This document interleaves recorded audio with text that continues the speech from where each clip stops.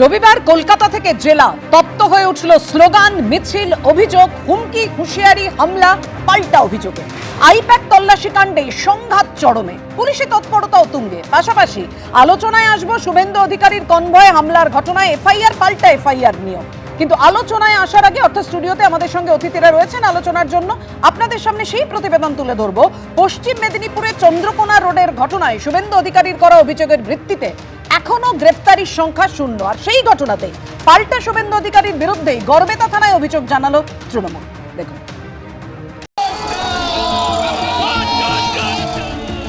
লাঠি বাঁশ দিয়ে কনভয় থাকা গাড়ির ওপর হামলার অভিযোগ, স্লোগান পাল্টা স্লোগান।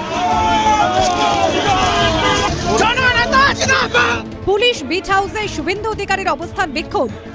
এই নিয়ে শনিবার পশ্চিম মেদিনীপুরের চন্দ্রকোনা রোডে তুমুল উত্তেজনা ছড়ায়। শুভেন্দু অধিকারীর করা অভিযোগের ভিত্তিতে এখনো গ্রেফতারির সংখ্যা শূন্য। আর অন্যদিকে শুভেন্দু অধিকারীর বিরুদ্ধেই গড়বেতা থানায় অভিযোগ জানালো তৃণমূল। এফআইআর এ 2 নম্বরে নাম রয়েছে খোদ বিরোধী দলনেতা শুভেন্দু অধিকারীর। 1 নম্বরে রয়েছে বিজেপি ঝাড়গ্রাম সাংগঠনিক জেলার সাধারণ সম্পাদক গৌতম করির নাম। সেই সঙ্গে বেশ কয়েকজন বিজেপি কর্মীদের বিরুদ্ধে উঠেছে হামলার অভিযোগ। কোনো অসুবিধা নেই, যত খুশি করতে পারেন, যত খুশি করতে পারেন, আমার কিচ্ছু করতে পারবেন না। এই যে দুটো বুড়া আঙুল দেখি রাখলাম, কিচ্ছু করতে পারবেন না।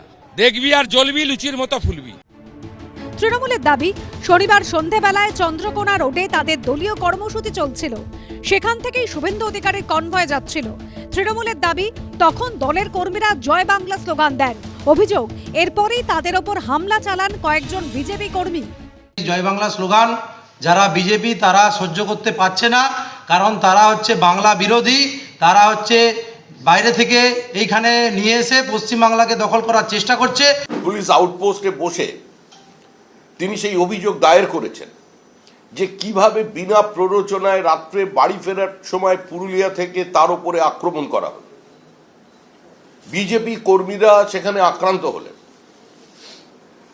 তার সম্পর্কে মিথ্যাচার চলল যে সিআইএসএ বহিরাগত, একটি স্বাধীন রাষ্ট্রে বসবাস করছে নাকি ভারতবর্ষের একটি অঙ্গরাজ্যে বসছে, এটাই এখন ভারতবর্ষের মানুষের কাছে সবচেয়ে বড় প্রশ্ন। অন্যদিকে পুলিশ সূত্রে খবর, এই ঘটনায় মোট 9 জনের বিরুদ্ধে থানায় অভিযোগ জানিয়েছেন শুভেন্দু অধিকারী। তাদের সিংহভাগই তৃণমূলের সঙ্গে যুক্ত। শুভেন্দু অধিকারী করা অভিযোগের ভিত্তিতে এফআইআরও দায়ের করেছে গড়বেতা থানা।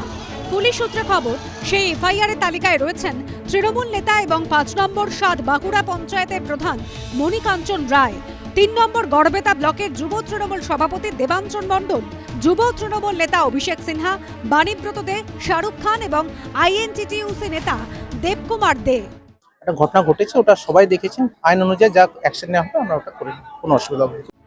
সব মিলে বিধানসভা ভোট যত এগিয়ে আসছে, হুমকি, হুঁশিয়ারি, হামলার অভিযোগে ততই চড়ছে রাজনীতির পারদ। সোমনাথ দাস, সমীরণ পালের রিপোর্ট, এবিপি আনন্দ। দেখুন, এক্ষেত্রেও যে তাপমাত্রা একেবারে চরমে তপ্ত হয়ে উঠেছে রাজনীতি, সেটা বুঝতেই পারছেন। আমি এখানে কেয়ার কাছে আসবো। কেয়ার, তোমাদের অভিযোগ, শুভেন্দু অধিকারী নির্দিষ্ট করে অভিযোগ করছেন যে পরিকল্পনা করে তার গাড়িতে পেট্রোল দিয়ে পুড়িয়ে মারার চেষ্টা করা হয়েছিল। তৃণমূল যে এফআইআর করেছে তাতে তো একদম স্পষ্ট করে বলা হয়েছে, এই সেই এফআইআর এর কপি, 7:30 নাগাদ চন্দ্রকোনা রোডে যেখানে এই তৃণমূলের ঘোষিত কর্মসূচি ছিল, সেই ঘোষিত কর্মসূচি অনুযায়ী জয় বাংলা স্লোগান দেওয়া হচ্ছিল। এবং তারপর সে তো মারাত্মক অভিযোগ যে বিজেপির কর্মী সমর্থক ও নেতৃত্বদের প্ররোচিত করেছেন শুভেন্দু অধিকারী এবং সকলকে প্রাণে মেরে ফেলার জন্য প্ররোচনা দিয়েছেন শুভেন্দু অধিকারী। দেখুন, তৃণমূল মানে যে মিথ্যা, এটা নতুন করে আর বলার কিছু নেই। মানে যার উপর আক্রমণ তার বিরুদ্ধে যে কেস করা, এটা কি প্রথম হচ্ছে এই রাজ্যে পাপিয়া? শুভেন্দু অধিকারী, তার উপরে আমরা যে ভিডিওটা গতকাল দেখেছি সেখান দিয়ে তিনি পাস করবেন, প্রথম কথা এরা জানলো কি করে? লোকাল পুলিশ নিশ্চয়ই খবর দিয়েছে। এবং দ্বিতীয় খুব গুরুত্বপূর্ণ বিষয় হচ্ছে যে যারা এসেছিল শুভেন্দু অধিকারীর উপর প্রাণঘাতী হামলা, তাকে প্রাণে মেরে ফেলার ছক কষা হয়েছিল। পেট্রোল ক্যান নিয়ে আপনি আমাকে বলুন তো কোন রাজনৈতিক জমায়েত হয়? লোহার রড দিয়ে আমাকে বলুন তো কোন রাজনৈতিক জমায়েত হয়? ঠিক একই ঘটনা আমরা দেখেছিলাম খগেন মুর্মুর ক্ষেত্রে, যে তার উপরে যে প্রাণঘাতী হামলা হয়েছিল। অর্থাৎ পশ্চিমবঙ্গে বিরোধী, বিশেষ করে ভারতীয় জনতা পার্টি, তৃণমূলের অবশ্যম্ভাবী হার জেনে তারা তাদের এই প্রতিশোধের বশে এই কাজগুলো করছে। কিন্তু আজকে যেটা শুভেন্দুবাবু বললেন একদম সঠিক কথা, যে কিচ্ছু করতে পারবে না মমতা বন্দ্যোপাধ্যায়। তাই তিনি যতই ফাইল চুরি করুন, যতই তিনি ইডির ওপর চোটপাট করুন, যতই তিনি চিন্তাইবাজ হয়ে যান না কেন, পশ্চিমবঙ্গের মানুষের উত্তর দেবে। বিরোধীদের যে পরিসর, প্রতিটা সভায় আপনি শুভেন্দুবাবু বলুন, শ্রমিকবাবু বলুন, সুকান্তবাবু বলুন, ভারতীয় জনতা পার্টির যেখানে যেখানে সভা, পথসভা তো লোক দাঁড়াচ্ছে, লোক শুনছে এবং লোক জানছে যে কি রকম ভাবে গণতন্ত্রের কণ্ঠ রোধ করছে তৃণমূল সরকার নামক একটা রাজনৈতিক দল নাকি গুন্ডা কোম্পানি আমি জানি না। রাহুল দা, বিজেপিতে একেবারে স্পষ্ট অভিযোগ চলছে যে তৃণমূল শাসক দলের এত ভয় কিসের? উল্টোটা বলছি আমি, বিজেপির এত ভয় কিসের সমস্যা? আজকে দাঁড়িয়ে হতাশা কোন পর্যায়ে যেতে পারে পাপিয়া? আজকে একটা রাজনৈতিক দল আন্দোলন করুক, কে যা যা বললো আমি প্রত্যেকটাকে সমর্থন করি, ঠিক আছে, ভালো কথা। আন্দোলন হবে, মানুষের কণ্ঠে পৌঁছবে, মানুষের কাছে যাবে, মানুষ সিদ্ধান্ত হবে, মাটি মানুষই শেষ কথা বলবে, মানুষ গণতান্ত্রিকভাবে তাদের উত্তর দেবে, একদম ঠিক, এতে কোনো ভুল নেই। ভুলটা কোথায়? কেয়ার যে দলনেতা, কেয়ার আজকে পশ্চিমবঙ্গের যে বিরোধী দলনেতা, তার কথায়, তার কাজে। আজকে দিনের পর দিন এই বিরোধী দলনেতাকে দেখেছি আমরা একটার পর একটা তারিখ দিতে, একটার পর একটা গিমিক দিতে, একটার পর একটা, আমি মাঝখানে কি বলিনি, আমি জিজ্ঞেস করছি গিমিক দিতে, একটার পর একটা মিথ্যে প্রতিশ্রুতি দিতে, একটার পর একটা মিথ্যে কথা বলে মানুষকে প্ররোচনা দিতে, এবং আজকে এটা হবে, কাল সেটা হবে, অমুক এটা হবে, কাল দেখে নেব, পরশু করে নেব, অমুক দিনে ওই করব, সমুক দিনে ওই হবে, একটার পর একটা মিথ্যে প্রতিশ্রুতি। মানুষ ক্লান্ত। আজকে শুভেন্দু অধিকারী বিরোধী দলনেতা যখন বলে যে সংখ্যালঘু লোকদের চ্যাংদলা করে নিয়ে বাইরে ফেলে দেবো, তখন সেটাও সেই বিরোধী দলনেতা শুভেন্দু অধিকারী বলে, যার নামে দাঁড়িয়ে আজকে আমরা না, ভারতীয় জনতা পার্টি দেখিয়েছিল বড় বড় স্ক্রিনে, আজকে কেয়া তার নেতৃত্বেই লড়ছে। সমস্যাটা এখানেই পাপিয়া, আজকে এই যে ফ্রাস্ট্রেশন, এই যে হতাশা, এর থেকে যে আজকে ভারতীয় জনতা পার্টি বেরোতে পারছে না, কারণ জানে মমতা বন্দ্যোপাধ্যায়ের নেতৃত্বে আগামী বিধানসভায় আবার তৃণমূল কংগ্রেস আসবে। আমি বুঝতে পারছি না, আমার দলের বিষয়ে রাহুল বাবুর এত মাথা ব্যথা কেন? মিথ্যে কথা বলছে বিজেপি। গৌরীকে, বিজেপির নেতা কেয়া গৌরীকে সিএসএ তাদের পিটিয়েছে, বলছে বা আমার দলের আশা, সেটা যে আপনি এত মিথ্যে বলে কি হবে? আমি বরং বাপিয়া অন্য একটা হতাশা দেখতে পাচ্ছি। ওই 2021 দোসরা মে মমতা ব্যানার্জি যে হেরেছিলেন নন্দীগ্রামে শুভেন্দু অধিকারীর কাছে, সেই হতাশা প্রতিহিংসামূলক ভাবে তার ব্যবস্থা করছে তৃণমূল কংগ্রেস। এবং আপনি আগে উদাহরণ দিচ্ছি বাপিয়া, থামুন, আমি আপনার সাথে এই কোচবিহারে আপনার মনে আছে নিশীথ প্রামাণিকের গাড়ি, তার উপর হামলা হয়েছিল। আবার নিশীথ প্রামাণিক, শুনুন কার উপরে আবার কেস হয়েছিল জানেন তো? এই পশ্চিমবঙ্গ সরকার আবার নিশীথ প্রামাণিক, যারা হামলা করেছিল তাদের উপর নয়, যাদের উপর হামলা হয়েছিল তাদের উপর কেস করেছিল। এটাকে বলে মমতাতন্ত্র, যেটা পশ্চিমবঙ্গে গণতন্ত্র রয়েছে কিনা সেটা নিয়ে বারবার প্রশ্ন তোলে রাজ্য বিজেপি, যেটা এই মুহূর্তে কেয়াও করলেন। আমি এখানেই সৌম্যদার কাছে আসবো। সৌম্যদা, এখনো তো ভোটের দিনক্ষণ ঘোষণা হয়নি, আমরা এত আগে থেকেই দেখতে পাচ্ছি কি কতটা তপ্ত রাজনীতি। দেখুন, গতকাল থেকে ক্যানিং পশ্চিম বাগনানের বিধায়করা পার্টি অফিস পুড়িয়ে দেওয়া, বাড়ি পুড়িয়ে দেওয়া বিজেপির, মানে অর্থাৎ বিরোধীদের পরিসর থাকবে না, এটাই এ রাজ্যে বারবার করে শুভেন্দু অধিকারীকে দেখে নেওয়ার হুমকি হুঁশিয়ারি বারবার করে দেওয়া হচ্ছে। বারবার বিরোধীদের মিটিং মিছিল করতে আদালত অবধি ছুটতে হয়। কেন এ রাজ্যে এরকম ঘটনা ঘটবে?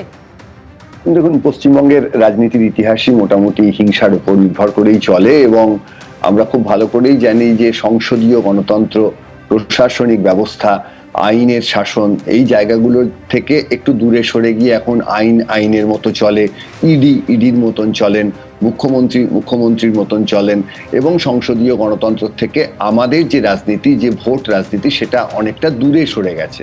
এখন মুশকিলটা হলো আমাদের রাজ্যে যে ধরনের চিত্রনাট্য হচ্ছে, একদিকে চিত্রনাট্য যেটা সামনে লেখা হচ্ছে আমরা দেখতে পাচ্ছি, সেই চিত্রনাট্য সাজানো নাও হতে পারে, কারণ রাজনীতি তো এভাবেই বিবর্তিত এবং আবর্তিত হয়।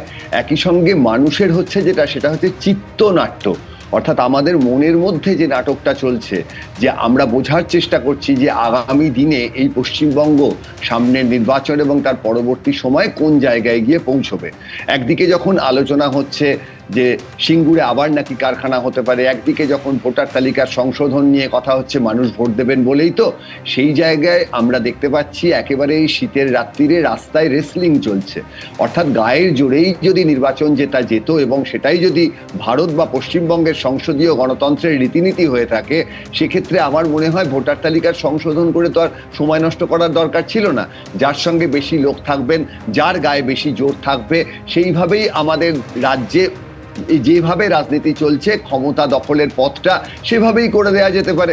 তাহলে আর এত অশান্তি থাকে না, তাহলে নেত্রীদের এত ছোটাছুটি করতে হয় না, নেতাজি ইনডোর বা কোথাও একটা ভালো বক্সিং রিং করে দিয়ে নামিয়ে দিলেই তো হয়। ফলে পশ্চিমবঙ্গের গণতন্ত্রের যে ইতিহাস সেটা আরও দিনে দিনে খারাপের দিকে যাচ্ছে এবং যে ঘটনাগুলো আমরা দেখছি, সারাক্ষণ একে অপরের বিরুদ্ধে অভিযোগ, সারাক্ষণ কোর্টে যাওয়া কোনো একটা সভা সমাবেশ করার জন্য প্রতিটি ক্ষেত্রে যে একটা কুনাট্যরঙ্গ প্রতি মুহূর্তে আমরা দেখতে পাচ্ছি, এটা মোটেও 2026 নির্বাচনে একটা শান্তিপূর্ণ নির্বাচন একেবারে যে আশঙ্কার কথা, উদ্বেগের কথা শুভময়দা এনেছেন এবং অত্যন্ত গুরুত্বপূর্ণ এবং তাৎপর্যপূর্ণ দুটো শব্দ ব্যবহার করেছেন, চিত্রনাট্য এবং চিত্তনাট্য। মানুষের কতটা গুরুত্ব রয়েছে এই রাজনীতিতে সেটা সত্যিই ভাবার বিষয়। বারবার যে প্রসঙ্গ ঘুরে ফিরে আসে। দেখুন, এবার আপনাদের সামনে রাখবো শুভেন্দু অধিকারীর কনভয় হামলার ঘটনায় রবিশঙ্কর প্রসাদ এবং কুণাল ঘোষ কে কি বলেছেন পরপর।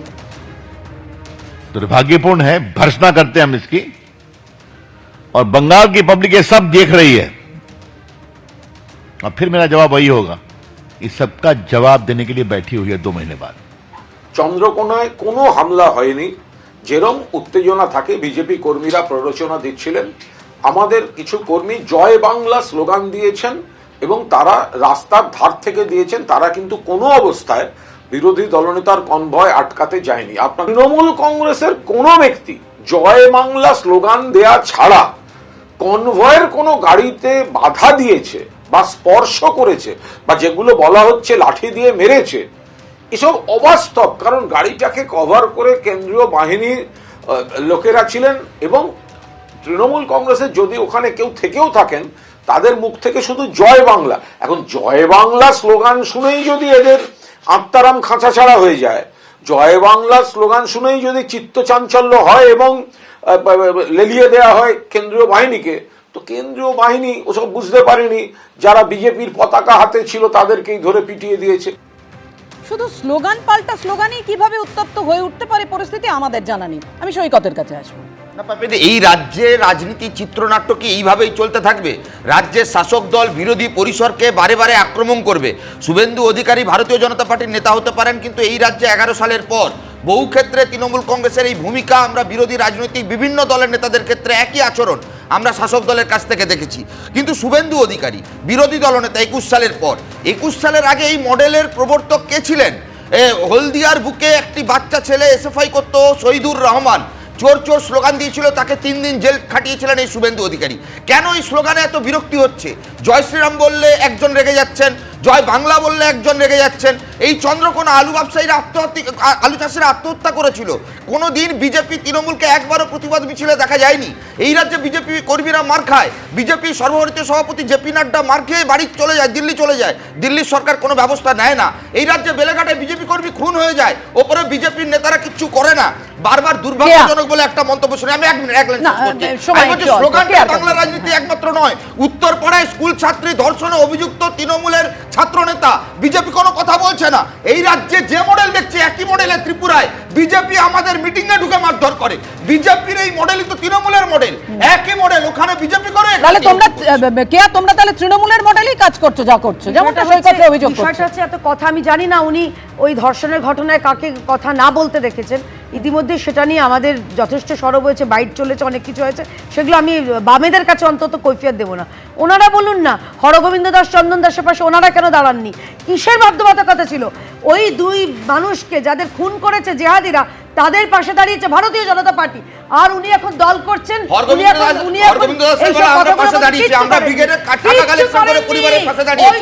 আপনারা বলুন কেন বাংলাদেশের দীপু দাসের হত্যাকাণ্ড নিয়ে দিল্লির সরকার নীরব ভূমিকা পালন করেছে? আপনারা কেন বিজেপি সরকার নীরব ছিল? আমার প্রশ্ন হচ্ছে একটাই, বাম তৃণমূলের সামগ্রিকভাবে বাম হচ্ছে তৃণমূলের বি টিম। যে কারণে অভয়ের সময় এরা সবাই দেখেছে, ইডি যাত্রা করে সবাই বুঝে গেছে কে কার দিদির মিটিং, দাদার টিম, দাদার টিম, দিদির টিম। নেতা তো অভিষেককে অভিষেককে ফুল দিয়েছে। আর প্রতিদিন বাবার মিছিল আপনারা ড্রপ করেন, বাবা রামের গল্প চলাকালীন মিছিলের ভেতরে ঢুকে যান। কিন্তু মিছিল যে কথা বলছিলাম যে শুধুমাত্র এই স্লোগান পাল্টা স্লোগানে এতটা উত্তপ্ত হয়ে উঠতে পারে পরিস্থিতি, পুলিশ কি করছিল? শুভেন্দু অধিকারীর কনভয় হামলার অভিযোগ, রিপোর্ট চেয়ে পাঠালো কেন্দ্রীয় স্বরাষ্ট্র মন্ত্রক। ঠিক কি হয়েছিল? বিরোধী দলনেতার দপ্তর থেকে রিপোর্ট চেয়ে পাঠানো হয়েছে। আমি এখানে অরিন্দম বাবুর কাছে আসবো। অরিন্দম বাবু, পুলিশ কি করছিল তাহলে? পুলিশের প্রথম কাজ হচ্ছে গিয়ে অপরাধীরা যাতে সমাজে আজকে আবর্জনা বিস্তার না করতে পারে। আবর্জনা মানে বাড়িতে যে ঝাঁটা দিয়ে আপনারা ক্লিন করেন সেই আবর্জনা নয়, বোম গুলি ছাড়া আর কিছু নেই। আপনাদের আজকে বলছি, বিরোধী দলনেতা আজকে যতগুলো পেপার আমি পড়লাম, ইংরেজি পেপার বলুন, বাংলা পেপার বলুন, 3টে পেপারে সব জায়গায় এই কথাটাই মেনশন করা আছে, শুভেন্দুবাবু ফেরার পথে কনভয় আক্রান্ত, এই কথাটা বলা আছে। এবার আপনাকে বলি, বিরোধী দলনেতা কিন্তু মুখ্যমন্ত্রীর যে আজকে সাংবিধানিক যে আজকে দায়িত্ব রয়েছে, যা আজকে সেই তার থেকে কোনো অংশ কম নয়। বিরোধী দলনেতার যদি আজকে এই হয়, কোচবিহার আজকে as per the direction of the honourable high court সেখানে অ্যাটাক হয়ে গেল, আপনি সব ছেড়ে দিন, বিজেপি করে আজ সব ছেড়ে দিন, আপনি শুধু ভাঙড়টা ধরুন। যারা বক্তব্য রাখলেন তাদেরকে অনুরোধ করছি উত্তরটা দিন তো, ভাঙড়ে কি ওখানে বিজেপি? নওশাদ সিদ্দিকী কে? আজকে কাইজার কে? আরাবুল ইসলাম আমরা পরবর্তী পর্যায়ে আলোচনা করব। আজকেও আইএসএফ তৃণমূলের মধ্যে যে সংঘর্ষের ঘটনা ঘটেছে, রাহুল দা কোনটা জিজ্ঞেস করছো বলো, কোন উত্তর চাই? শুভেন্দু অধিকারী রায় মানে যেভাবে উত্তপ্ত দেখুন হচ্ছে আপনি ভোটের আগে, এগুলো দেখুন, বিরোধীরা বলছে কি এত আগে অবস্থা। থেকে কেন্দ্রীয় বাহিনী নামাতে হবে। সাতখানা থানা করে বসে আছে। বলি অত্যুত হবেন না, রাহুল দা। আমি বলি অত উত্তেজিত হবেন না। আমি বলছি যে এটা খুব স্বাভাবিক ব্যাপার, যখন দেয়াল লিখন পড়তে পারে বিরোধীরা তখন তো হবেই এটা।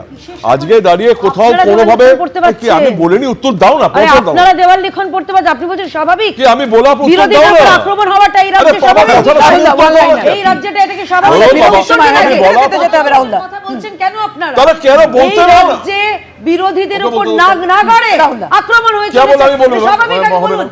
আজকে দাঁড়িয়ে বিরোধীদের কাছে কতটা নির্লজ্জ আজকে ছিল। ইলেকশনে পরাজয় করা যাচ্ছে না।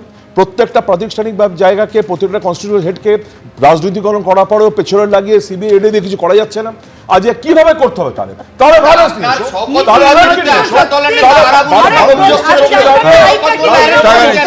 দেখুন, শুভেন্দু অধিকারীর কনভয় হামলার ঘটনায় অভিযোগ পাল্টা অভিযোগ ঘিরে যখন তপ্ত রাজনীতি, তখন আইপ্যাক কাণ্ডে সংঘাত কতটা চরমে পৌঁছলো তাই নিয়ে আলোচনায় আসবো।